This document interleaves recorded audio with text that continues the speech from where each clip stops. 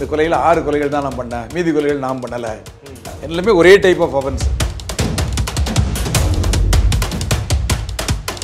அவங்க வச்சிருக்க பொட்டு இல்லை வளையல் ஏதோ ஒரு சின்ன பொருள், அதாவது அந்த இடத்துல நான் பண்ணங்கிறதுக்கு ஒரு அத்தாட்சியா, இதுதான் சைக்கோங்கிறது. ஒரு கொலை பண்ணணும்னு ஒருத்தர் போகிறவன் ஒரு ஆயுதத்தை எடுத்துகிட்டு போவான். ஆனால் இவர் ஆயுதத்தை எடுத்து போகிறதே கிடையாது, செல்ஃபோனை எடுத்துகிட்டு போகிறதே கிடையாது. ரொம்ப கிளவராக பண்ணியிருக்காரு.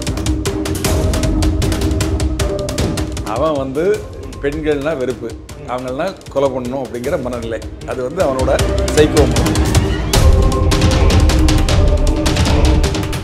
பார்த்த சாட்சிகளும் இல்லை, ரேப்பும் நடக்கலை, ஆனால் சீண்டல் நடந்திருக்கு, ஆனால் கொலை நடந்திருக்கு. இது காவல்துறைக்கு ஒரு பெரிய சேலஞ்சு.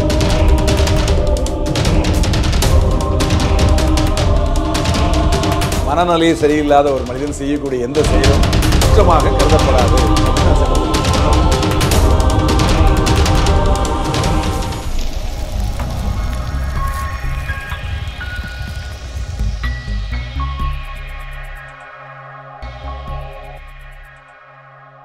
நேயர்களுக்கு வணக்கம். இன்றைய நேர்காணலின் சிறப்பு விருந்தினர் ரிட்டையர்டு ஏசிபி ராஜாராம் அவர்கள். வணக்கம் சார். வணக்கம் சார். இந்த மாதிரி பாலியல் தொல்லைகள்லாம் நம்ம வந்து செய்திகள் வந்ததுக்கு அப்புறம் தான் நம்ம அடிக்கடி நம்ம கவனத்துக்கு வருது சார். இந்த மாதிரி உங்களோட நீங்க கேள்விப்பட்ட ஏதாவது சீரியல் கில்லரோட வாழ்க்கை வரலாறு தெரியுமா சார்? ஏன்னா இப்போ சமீபத்தில் கூட ஊபியில் கூட ஒரு சீரியல் கில்லரை கைது பண்ணியிருக்காங்க.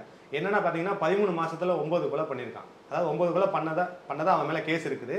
பட் ஆக்சுவலாக 11 கொலை நடந்திருக்கு. அதை பற்றி தெரியுமா சார் உங்களுக்கு? அதாவது குல்தீப் குமார் அப்படின்னு சொல்லிட்டு ஒரு 40 வயதுடைய நபரை இந்த மாதத்தில் 8ஆம் தேதி கைது பண்ணியிருக்காங்க காவல்துறை.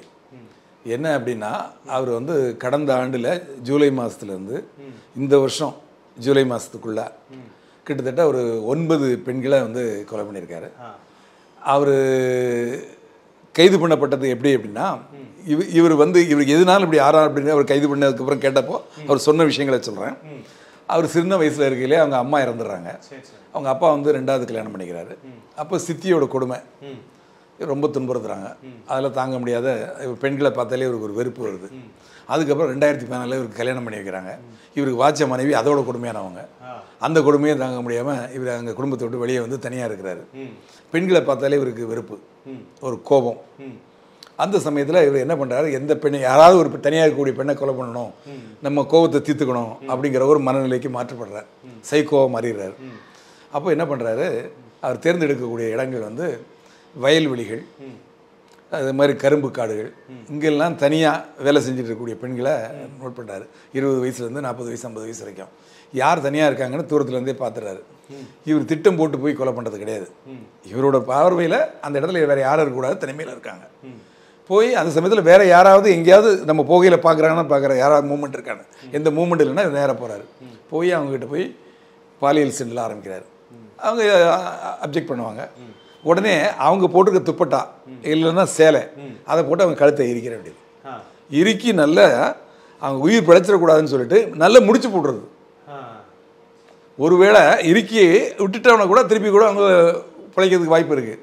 அதனால் டைட்டாக கட்டி முடிச்சு போட்டு விட்டு அவங்க வச்சிருக்க பொட்டு இல்லை வளையல் ஏதோ ஒரு சின்ன பொருள், அதாவது அந்த இடத்துல நான் பண்ணங்கிறதுக்கு ஒரு அத்தாட்சியா, இதுதான் சைக்கோங்கிறது, அதை எடுத்து வச்சுக்கிறது. இப்படி தொடர்ந்து அந்த ஜூலை மாதத்துலேயே 3 மர்டர் நடந்திருக்கு.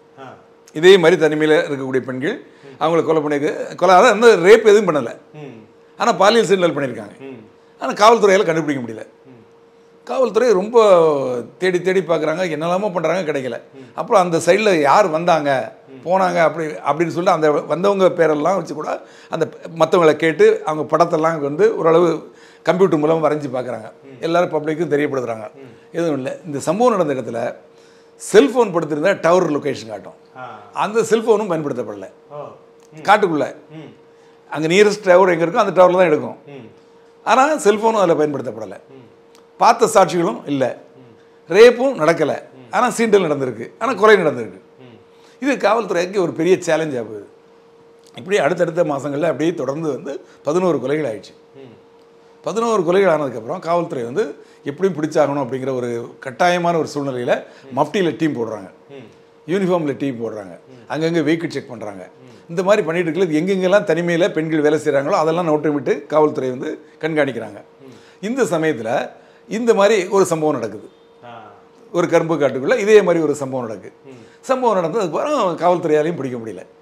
அப்போது சிலரை விசாரிக்கிறப்போ அவங்க வந்து சொல்கிறாங்க இது மாதிரி முக அமைப்பு இருக்கும், உயரம் இப்படி இருக்குன்னு சொல்கிறாங்க. அதன்படி படம்லாம் இது பண்ணி காவல்துறை எல்லாருக்கும் பப்ளிக் இது பண்ணுறாங்க. அப்போ இவங்க சொல்லக்கூடியதெல்லாம் வச்சு பார்க்கல ஒரு குறிப்பிட்ட நபருக்கு அது டேலி ஆகுது, மேட்ச் ஆகுது. உடனே அவரை செக்யூர் பண்ணிடுறாங்க. செக்யூர் பண்ணி அவரை முறைப்படி விசாரிக்கிறாங்க. விசாரித்து அவர் வீட்டெல்லாம் போய் சர்ச் பண்ணுறாங்க. சர்ச் பண்ணி பார்த்தா சம்பந்தமான பொருள்கள் இருக்குது. இது மாதிரி பொட்டு, இந்த மெட்டி, அதுக்கப்புறம் அந்த வளையல், இந்த மாதிரி பொருள்லாம் வந்திருக்கு. இதெல்லாம் வந்து இவர் மனைவி கூட இல்லை. அப்போ எங்கே வந்தது ஏது வந்ததுன்னு சொல்லி இவரை முறைப்படி விசாரிக்கப்போ தான் அவர் ஒத்துக்கிறாரு. இந்த கொலையில் 6 கொலைகள் தான் நான் பண்ணேன், மீதி கொலைகள் நான் பண்ணலை. எல்லாமே ஒரே டைப் ஆஃப் அஃபென்ஸு. 2வது சம்பவ இடத்துக்கு ஒரு கொலை பண்ணணும்னு ஒருத்தன் போகிறவன் ஒரு ஆயுதத்தை எடுத்துகிட்டு போவான். ஆனால் இவர் ஆயுதத்தை எடுத்து போகிறதே கிடையாது, செல்ஃபோனும் எடுத்துகிட்டு போகிறது கிடையாது. ரொம்ப கிளவராக பண்ணியிருக்காரு. அவங்க கழுத்தில் அவங்க போட்டிருக்க துணியை வச்சே இருக்கிற வேண்டியது, துப்பட்டாவையோ புடவையோ வச்சு இக்கி கொலை பண்ணிட வேண்டியது. அதே மாதிரி செல்ஃபோன் எடுத்துகிட்டு போனால் காட்டி கொடுத்துரும். அதனால் செல்ஃபோனும் எடுத்துகிட்டு போகிறது கிடையாது. இந்த மாதிரி பண்ணி இப்போ மாட்டிகிட்டு இருக்காரு. அவரை விசாரிச்சுட்டு இருக்காங்க. இப்போ உள்ள ரிமாண்டில் இருக்கார். அவர் கஸ்டடி எடுத்து விசாரிப்பாங்க. விசாரித்து ஃபர்தராக மேற்கொண்டு இந்த மற்ற கொலைகளும் இவர் பண்ணாரா, இது தவிர வேறு கொலைகள் வேறு ஏதாவது பண்ணியிருக்காரா, வேறு இடங்களில் ஏதாவது பண்ணியிருக்காரா அப்படின்னு தெரிய வரும். இது வந்து இதுக்கு காரணம் என்னென்னா அவர் வந்து சைக்கோவை மாறினதான் காரணம். சைக்கோவை மாறினதுக்கு காரணம் அவரோட குடும்ப சூழ்நிலை. அவங்க சித்தி, அவங்க அப்பா வந்து இவங்க அம்மா இறந்து போனதுனால இன்னொரு பெண்ணை கல்யாணம் பண்ணி அவங்க மாற்றாந்தாய் மனப்பான்மையில் இவரை பார்த்ததுனால, இவர் அதெல்லாம் நடத்தப்பட்டதுனால இவர் மனநிலையை பாதிக்கப்பட்டு பெண்கள்னாலே ஒரு வெறுப்பு வந்தது. அப்புறம் இவருக்கு வாய்ச்ச மனைவி அதை விட கொடுமையானவங்க இருந்திருக்காங்க. அதனால் வந்து அவங்களும் இவரை விட்டுட்டு போயிட்டாங்க. ஆக பெண்கள் அப்படின்னாலே இவருக்கு வந்து ஒரு எதிரி மாதிரி நினைக்கிறாங்க. அதனால் பெண்கள் மேலே ஆசையும் பாலியல் சீண்டலும் பண்ணுறாரு. ஆனால் கொலையை நிச்சயமாக பண்ணுறாரு. அந்த வெறுப்பை தீர்த்துக்கிறதுக்காக கொலை பண்ணுறாரு. கொலை பண்ணிட்டோம், இதில் வெற்றி அடைஞ்சிட்டோங்கிறதுக்காக அங்கேருந்து ஒரு ஏதாவது ஒரு பொருளை எடுத்துகிட்டு வர்றாரு. அதை கொண்டு வந்து இவர் பத்திரமா பதுக்கி வச்சிருக்காரு. அப்போ இதுலேருந்து இவர் ஒரு சைக்கோ அப்படிங்கிறது தெரிய வருது. சார் இதில் ஒரு 2 கேள்வி வருது சார். ஃபஸ்ட்டு கேள்வி என்ன அப்படின்னா, அவர் வந்து மற்ற பெண்களை வந்து இவங்க மாற்றாந்தா இவங்க சித்தியும் இவங்க பொண்டாட்டி பண்ண டார்ச்சரில் வந்து மற்ற பெண்களை போய் அந்த மனநிலைக்கு போய் கொலை பண்ணியிருக்காருன்னு சொல்கிறீங்க. ஏன் அவங்க 2 பேரையும் கொலை பண்ணல சார்? அது கிளவராக இருந்திருக்கு. அப்போ இவர் சின்னவர்ல, இப்போ சின்ன பையன். இவங்க சித்தி வந்து அவங்க வயசில் பெரியவங்க, இவர் சின்ன பையன். இவர் வந்து அவங்களை கொல்லணும் அப்படிங்கிற நினைக்கக்கூடிய அளவுக்கோ முடியக்கூடிய அளவுக்கோ கிடையாது. இவருக்கு வாச்ச மனைவி இவரோட மோசமானவங்க. இவர் எவ்வளவு கொடூரமானவரோ இவர் கொடூரமானதுக்கு அவங்களும் ஒரு காரணம். அவங்களாவது ஒரு நல்ல ஒரு மனைவியா இருந்து இவரை திருத்ததுக்கு முயற்சி பண்ணி இந்த மாதிரி எண்ணங்கள் எல்லாம் மாற்றி அவரை நல்ல மனிதராக கொண்டு வந்து அவர் கூட வாழ்ந்துருந்தாங்கன்னா கட்டிக்காரங்க. அவங்களும் அதே சேம் டைப் ஆஃப் பீப்புளாக இருக்கு, அதே மாதிரி அப்ரோச் இருக்கப்போ இவருக்கு வந்து என்ன ஆயிடுறது, இவரை விட்டுட்டும் போயிடுறாங்க. அதாவது அனாதையாயிடுறாரு. அப்போ அவருக்கு என்ன தோணுது, பெண்கள்லாம் இப்படி தான் இருப்பாங்க, அப்போ நம்ம அவங்களை விடக்கூடாது அப்படிங்கிற மாதிரி ஒரு எண்ணம் அவர் மனசுக்குள்ளேயே அப்படி கொஞ்சம் கொஞ்சமாக அப்படியே வளர்ந்து வந்தது. அதோட விளைவு தான் அது. ஏன்னா 10 சீரியல் கொலை பண்ணாலும் அந்த கொலைகாரனுக்கும் மனைவி மேலே பயம் இருந்திருக்கா சார்? அதாவது அவன் வந்து அந்த மாதிரி மாறினதுக்கே காரணம் அவங்க தானே, பயம் இல்லை அவங்க பேரில். அதாவது இந்த மாதிரி சூழ்நிலைக்கு அவன் தள்ளப்பட்டதுக்கு அவங்களும் ஒரு காரணம். சரி சரி சரி. இப்போ நம்ம அந்த கணவன் மனைவி ஜோக்கில் கூட காமெடியாக சொல்லுவாங்க, பொண்டாட்டிக்கு அவ்வளோ பயத்தை பாரு. ஆனால் சீரியல் கிளராக இருந்தாலும் அவன் பொண்டாட்டிக்கு அவன் மேலே பயம் இருந்தது. பொண்டாட்டி வந்து இவனை பயமுறுத்தினால தான் சீரியல் கிளரே மாறினான். இவன் வந்து சைக்கோ மாதிரி சீரியல் கிளர் மாறது காரணமே அதுதான். அதுவும் ஒரு காரணம். 50% சித்தின்னா 50% மனைவி. சார் இதில் இன்னொரு பையன் 2 கேள்வி கேட்டேன். இந்த இன்னொரு கேள்வி என்ன அப்படின்னா, அவன் வந்து ரொம்ப கிளவராக கொலை பண்ணுற இடத்துக்கு ஆயுதமோ ஃபோனோ எடுத்துகிட்டு போகல அப்படின்னு நீங்கள் சொன்னீங்க. அப்போ அவ்வளோ புத்திசாலியாக இருந்திருக்கான், நம்மளை வந்து ட்ரேஸ் பண்ணி கண்டுபிடிச்சிருவாங்க அப்படின்னு.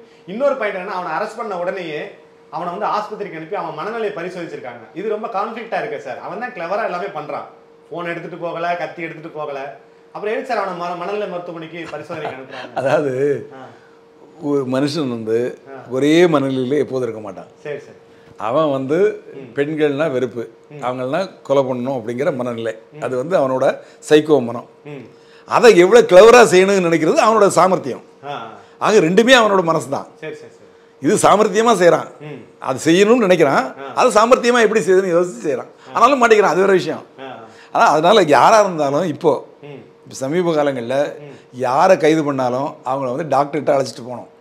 அழைச்சிட்டு போய் இவன் நல்ல மனநிலையில் தான் இருக்கிறான் அப்படின்னு சொல்லி, நல்ல உடல்நிலையில் தான் இருக்கிறான் அப்படின்னு சர்டிஃபிகேட் வாங்கி தான் மேஜிஸ்ட்ரேட்டை கொண்டு ஆஜர்படுத்தி அவனை ரிமாண்டுக்கு அனுப்ப முடியும்.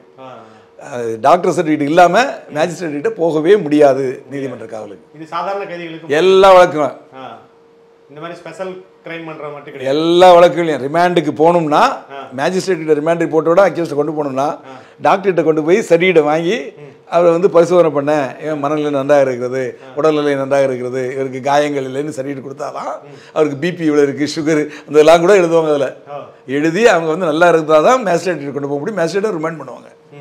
ஸோ ஒருவேளை மனநிலை சரியில்லை அப்படின்னா அதுக்கு அடுத்த ப்ரொசீஜர் என்ன சார்? அடுத்தால வந்து மனநிலை ஹாஸ்பிட்டலுக்கு அனுப்பிச்சுடுவாங்க. அவ்வளோதான். அதுக்கு ஒன்றும் பெரிய இது கிடையாது. ட்ரீட்மெண்ட் எங்கே அனுப்பணுமோ அங்கே அனுப்புவாங்க. இல்லை அப்போ இந்த குற்றத்துக்கு இதுக்கு சம்மந்தம் வராதா சார்? அதாவது ஐபிசி இந்தியன் பீனல் கோட் இருக்கு இல்லையா, அதில் வந்து 84 செக்ஷன் 84ல் என்ன சொல்லுதுன்னா, அதாவது சரியான மனநிலை இல்லாதவங்க ஒரு கொலையே பண்ணால் கூட அது கொலை கிடையாது.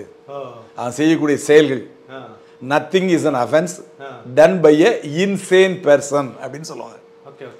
மனநிலை சரியில்லாத ஒரு மனிதன் செய்யக்கூடிய எந்த செயலும் குற்றமாக கருதப்படாது அப்படின்னு அந்த சட்டத்தில் சொல்லிடுவோம். புது தகவலாக இருந்தது சார். ஆமாம், புது தகவல் இல்லை, இது அப்போவே இருக்கு. அதாவது 1860 லார்டு மெக்காலே உருவாக்குனால ஐபிசி இந்தியன் பீனல் கோடு, அதில் செக்ஷன் 84 ஐபிசி நீங்கள் எடுத்து பாருங்க, அது அப்போவே இருக்கு அந்த சட்டம். இப்போ அதை வந்து மாற்றிட்டாங்க, பிஎன்எஸ்ன்னு மாற்றிருக்காங்க சட்டத்தை. இதில் இந்த செக்ஷன் எனக்கு தெரியல புது சட்டத்தில், ஆனால் பழைய சட்டத்தில் இருக்கு. மனநிலை பாதிக்கப்பட்ட ஒருவர் எந்த செயலை செஞ்சாலும் எந்த குற்றத்தை செஞ்சாலும் அது குற்றமாக கருதப்படாது.